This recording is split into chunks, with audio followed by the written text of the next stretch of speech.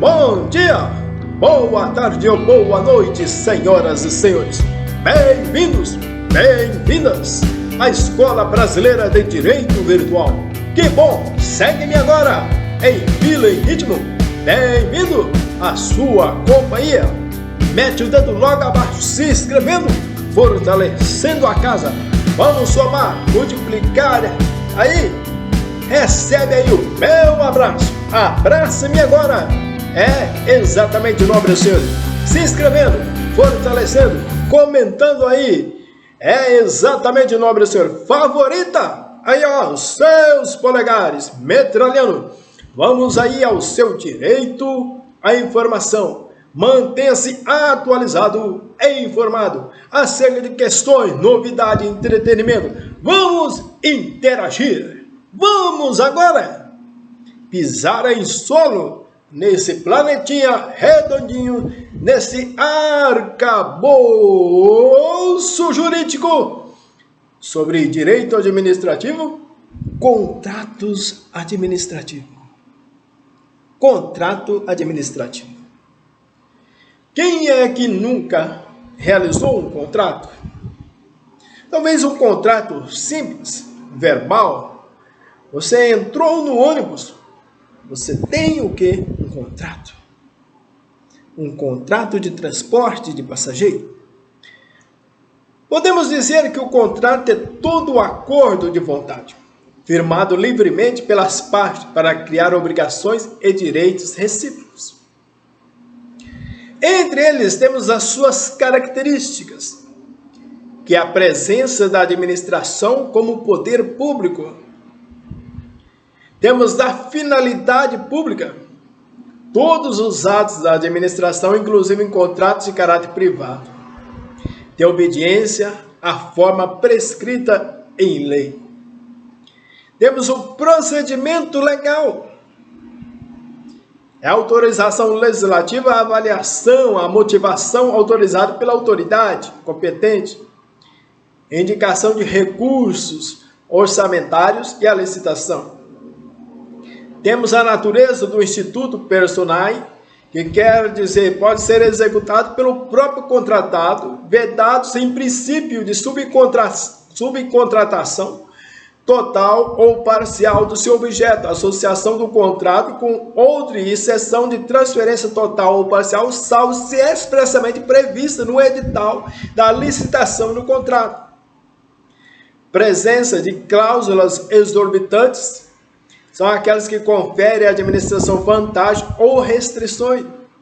Não seriam lícitas num contrato privado porque desigualaria as partes na execução do avançado, mas é absolutamente válido no contrato administrativo desde que decorrente da lei ou dos princípios que regem a atividade administrativa.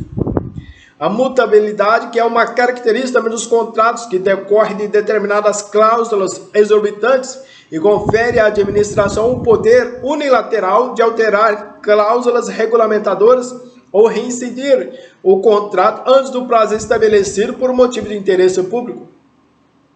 As cláusulas exorbitantes são aquelas em comum ou ilícitas em contratos celebrados entre particulares,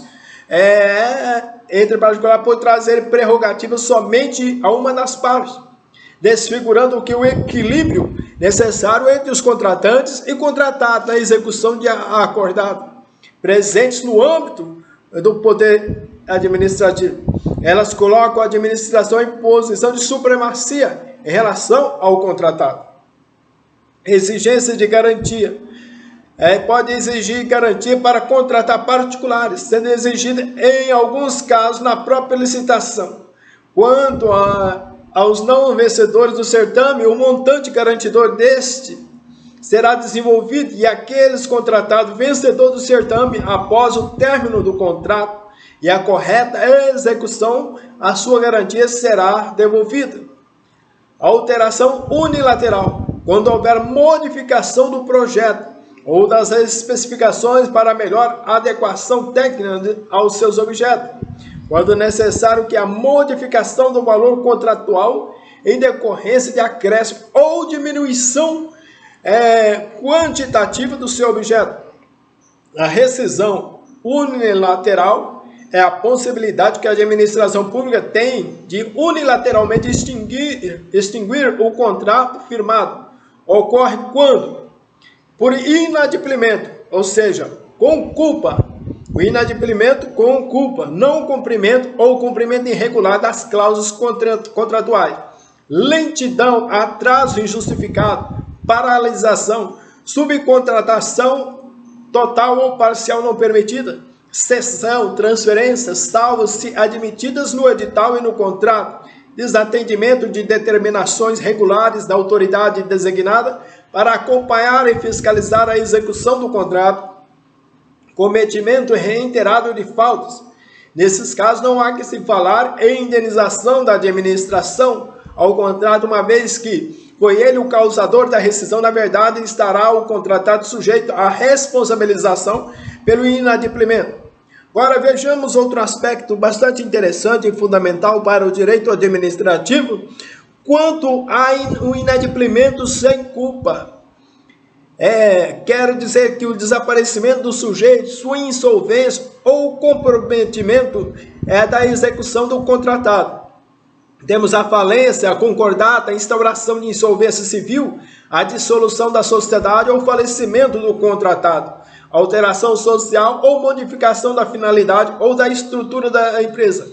Não há que se falar em indenização pela administração. Razões de interesse público, nesse caso, a administração pública sujeita-se ao ressarcimento do contratado em relação aos prejuízos regularmente comprovados, além da devolução das garantias. O caso fortuito e força maior, a administração pública se sujeitará ao ressarcimento do contratado em relação aos prejuízos regularmente comprovados, além das devoluções e garantias. Quanto à fiscalização, exige nesse ponto que a execução do contrato administrativo seja acompanhada e fiscalizada por um representante da administração. A aplicação das penalidades, temos no contrato a inexecução total ou parcial do contrato, licença, a prerrogativa de aplicar sanções de natureza administrativa. Temos elas: a advertência, a multa, a suspensão temporária de participação em licitação e impedimento de contratar com a administração pública pelo prazo não superior ao que a 2 anos. E também a declaração de inidoneidade para licitar ou contratar com a administração, enquanto perdurar, claro, todos os efeitos determinados perante a própria autoridade que aplicou a penalidade, que será concedida sempre que o contratado ressarcir a administração pelos prejuízos resultantes e depois decorrido o prazo da sanção aplicada com base no caso anterior. Anulação. Pelo princípio da legalidade, a administração deverá exercer constantemente um controle sobre todos os atos. A anulação, contudo, respeita todos os casos e o princípio da ampla defesa e do contraditório.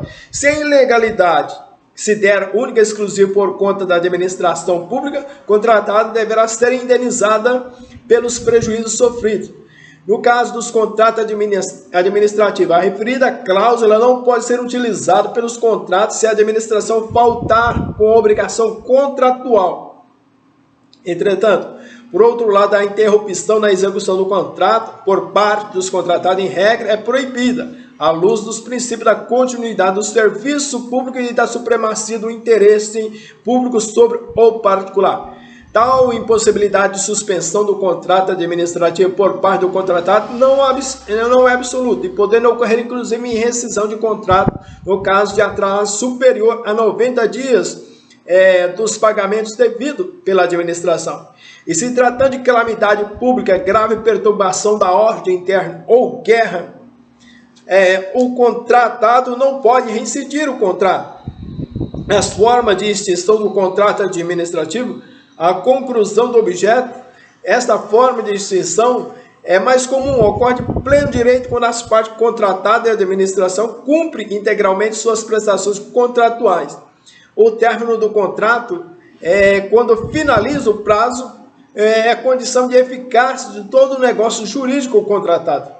Entretanto, é vedado o contrato administrativo com prazo de vigência indeterminado, e os prazos de início, de conclusão e de entrega admitem prorrogação que deverá ser sempre justificado por escrito e autorizado pela autoridade competente. A rescisão é uma forma de extinção contratual, por importar o que é a prematura cessação do ajuste em meio à execução, e pode-se dar-se de três formas: unilateral, amigável e judicial. Então, a rescisão de um contrato administrativo pode acontecer desta forma: unilateral, amigável e judicial. Amigável ou judicial é feito por comum acordo. Amigável ou administrativo é feito por comum acordo. A judicial é requerida pelo contratado quando o inadimplemento pela obrigação administrativa, já que não pode paralisar a execução do contrato, nem fazer a rescisão unilateral. No caso do poder público, esse não tem necessidade de ir ao juízo, já que a lei lhe confere o poder de reincidir unilateralmente. Entretanto, Senhor, a rescisão unilateral por parte do contratado quando a administração atrasar por mais de 90 dias os pagamentos. A anulação e extinção do contrato pela anulação é também uma forma excepcional e só pode ser declarado quando se verificar ilegalidade na sua formalização. A prorrogação do contrato. A prorrogação do contrato é o prolongamento de vigência, além do prazo inicialmente estipulado. A renovação do contrato pode ser renovada, tem a finalidade de manter o que é a continuidade do serviço público. Entretanto, a inexecução ou inadimplemento do contrato administrativo ocorre quando uma das partes descumpre cláusulas de contrato celebrado. Pode ocorrer por ação ou omissão, culpa ou sem culpa, ou ainda dolosamente. A inexecução culposa é aquela que resulta de ação ou omissão da parte, decorrente de negligência, imprudência e imperícia. A inexecução sem culpa, como o próprio nome diz, a inexecução sem culpa é aquela que ocorre sem interferência alguma da parte inadimplente. São atos extraordinários, imprevisíveis, imprevistos, estranho à conduta da parte que retarda ou impede parcialmente. A imprevisão não há o que responsabilização da parte descumpridora, pois tais situação justifica a inexecução do contrato. São elas, por exemplo, força maior, caso fortuito, fato do príncipe e fato da administração e interferências imprevistas. A teoria da imprevisão, no reconhecimento de que eventos novos, imprevistos e imprevisíveis pelas partes e a elas não imputáveis, refletindo-lhe sobre a economia e a execução do contrato. A força maior é o evento humano. O caso fortuito é o evento da natureza. Digamos, uma força vinda do céu, uma enchente, tufões, raios elétricos que danifica a visita dos marcianos, dos extraterrestres. Ao fato do príncipe é toda determinação estatal positiva ou negativa geral, imprevista e imprevisível, que onera substancialmente o que a execução do contrato administrativo, sendo tal determinado que intolerável e impeditiva da execução do contrato de administração. Entretanto, o fato da administração é toda opção ou omissão do poder público que, diferentemente do fato do príncipe, incide diretamente e especificamente sobre determinado contrato. Interferências imprevistas. Interferências imprevistas são ocorrências materiais e imprevistas, é o que a época da celebração do contrato, que surge durante sua execução de modo que surpreendente e excepcional, criando maior dificuldade e onerosidade para a execução. Os poderes de polícia. Legalmente, o Código Tributário Nacional, em seu artigo 78, reza que considera-se poder de polícia atividade da administração pública que, limitando ou disciplinando direito, interesse ou liberdade, regula a prática de ato ou obtenção de fato em razão de interesse público concernente ao que é a segurança, a higiene, a ordem, os costumes, a disciplina de produção do mercado e ao exercício de atividades econômicas, dependente da concessão e autorização. Entretanto, Os objetivos e atributos do poder de polícia são atributos do poder de polícia. A discricionariedade, seja, se traduz na livre escolha pela administração da oportunidade e conveniência de exercer o poder de polícia. A divisão do poder de polícia, do outro lado, o poder de polícia que atua sobre as pessoas, e individualmente, indiscriminadamente, polícia de segurança, polícia judiciária e polícia de manutenção da ordem pública. Entretanto, polícia de segurança, que compreende a polícia de manutenção da ordem pública e a polícia judiciária, é o ramo de polícia administrativa, que tem por objetivo a execução das leis e regulamentos, que disciplina imediatamente a liberdade individual e coletiva. Entretanto, o poder vinculado e o poder discricionário, o denominado poder discricionário e vinculado, não existe como poderes autônomos. A discricionariedade e a vinculação são quanto muito atributos de outros poderes ou competência da administração. No poder vinculado, o agente público fica completamente submisso aos ditames legais da lei. A todo rigor quanto ao ato discricionário, o agente poderá praticar o ato administrativo com uma certa margem de escolha. O poder hierárquico, a hierarquia se caracteriza que é uma relação estabelecida entre o órgão de forma necessária e permanente, que o coordena, que o subordina uns aos outros e gradua o que é a competência de cada um. A unidade de direção, a vigilância, a disciplina, obedecendo aí a ordem a um superior. Entretanto, temos a vocação. O que é a vocação? É a faculdade de chamar para si a competência dos órgãos subordinados. Não é possível a vocação quando a competência tenha sido atribuída ao órgão por disposição expressa de lei. Temos a delegação, que é atribuir ao subordinado o exercício de função que é originariamente pertencente ao delegante. Não pode ser delegado funções que a lei atribui especialmente a um órgão. Temos a revisão, também, que é uma atribuição de rever os atos dos subordinados. O poder disciplinar é o correlato poder hierárquico, mas com ele não se confunde o poder disciplinar incide sobre a responsabilidade administrativa do servidor. É punir, na verdade, as infrações funcionais do servidor. As penas disciplinares no processo administrativo são advertência, suspensão, demissão, cassação, aposentadoria ou disponibilidade, destituição de cargo em comissão, destituição de função comissionada. A apuração regular do fato disciplinar é indispensável para a legalidade da punição interna da administração. Primeiramente, deve-se apurar a falta pelos meios legais compatíveis com a gravidade. Entretanto, o poder regulamentar não precisa de definição. Por exemplo, são regras jurídicas gerais, abstratas, impessoais, que visam tornar efetivo o cumprimento da lei, propiciando aí facilidade para que seja fielmente executado. Os regulamentos e atos administrativos geral e normativo. O Congresso Nacional tem competência para suscitar atos normativos. Entretanto, vamos para outra matéria, dando continuidade aí dentro do direito administrativo. Vamos falar um pouco acerca dos bens públicos. O artigo 99 do Código Civil vai nos falar acerca da afetação, que é a destinação do bem comum, de uso comum do povo, tais como rio, mares, estradas, ruas e praças, e de uso especial, tais como edifícios ou terrenos destinados a serviço ou estabelecimento da administração federal, estadual, territorial ou municipal, inclusive os de suas autarquias.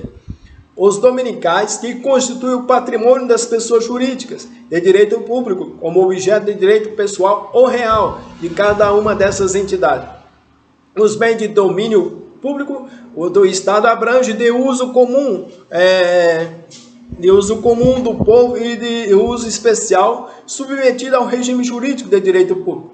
Os bens do domínio privado do Estado, comportando os bens dominicais, submetido ao regime jurídico do direito privado. Já os bens de domínio público do Estado, a expressão domínio público é equivocada, posto que admite muito significado. Por exemplo, utiliza em sentido restrito para designar apenas os bens de uso comum do povo, sendo também tido em sentido muito amplo como denominação de todos os bens pertencentes às pessoas de direito público, União, Estado, município, Distrito Federal, territórios, autarquias e fundações públicas.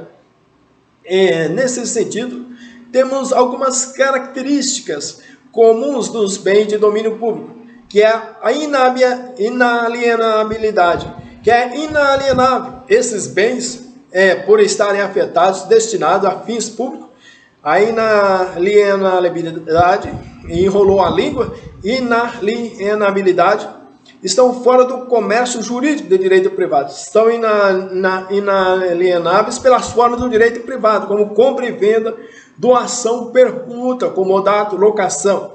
Entretanto, a inalienabilidade não é absoluta, executando-se os bens que assim se classificam por força da natureza, tais como praias, rios navegáveis, pode perder esse caráter pela instituição de desafetação. Desafetação, que é um ato pela qual um bem passa da categoria de bem de uso comum do povo ou de uso especial para o bem dominical, perdendo sua destinação pública específica e passando a ser alienável. Entretanto, o contrário senso, podemos classificar a afetação como um ato pela qual o poder público converte um bem dominical em um bem comum do povo ou bem de uso especial, dependendo de sua destinação. Pode ser expressa ou tácita. Naquela hipótese também decorre de ato administrativo ou da lei. Entretanto, senhor, a imprescritibilidade. O que é imprescritível? A impossibilidade de aquisição dos bens públicos por uso capião. Com efeito, essa característica é patente e inequívoca no texto constitucional, que possui a mesma redação. Os imóveis públicos não serão adquiridos por uso capião. Então, existe também esse regramento, como também a impenhorabilidade do artigo 100 da Constituição, que, ao dispor sobre a forma da execução da sentença contra a fazenda pública, não permite a penhora de bens, seus bens, prevalecendo o regime de precatórios judiciais.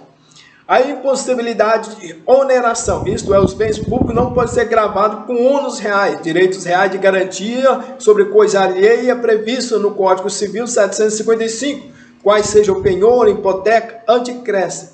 E esta vedação possui fundamento constitucional.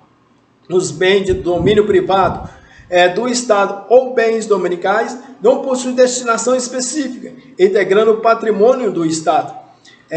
Possui as mesmas características de domínio público, com a exceção da inalienabilidade, pois sendo bens sem destinação pública, sem afetação, são inalienáveis. Logo, os bens dominicais são impenhoráveis, imprescritíveis e insuscetíveis de serem gravados como ônus reais. Entretanto, a alienação dos bens dominical é toda a transferência da propriedade remunerada ou gratuita, que vai compreender o quê? Os institutos do direito privado. A alienação dos bens dominicais exige os seguintes requisitos: o interesse público, prévia avaliação, licitação e autorização legislativa. A licitação apenas é dispensável na doação, permuta, legitimação da posse e investidura. As transferências de uso dos bens públicos pode ocorrer mediante instituto de direito público e de direito privado. Vamos analisar. Autorização de uso é um ato unilateral, discricionário e precário, oneroso, pela qual a administração consente que o particular utilize o bem comum. Entretanto, temos também a permissão de uso, temos também relacionado ao Instituto do Direito Privado. É possível para a transferência de uso os bens dominicais, já que os bens de uso comum de uso especial se encontram fora do comércio jurídico do direito privado, que são inalienáveis. As terras devolutas constituem uma espécie de terra, tais como os terrenos da marinha, as terras indígenas, integrando a categoria de bens dominicais, desde que não possui qualquer destinação pública específica. Entretanto, senhores, são aqui alguns apontamentos. É uma mini pílula do direito administrativo, transmitindo aí a Escola Brasileira de Direito Virtual para todos os cidadãos. Estou indo, mas eu volto agora. Um grande abraço aí para todos vocês. Recebe o meu abraço e me abraça, Brasil.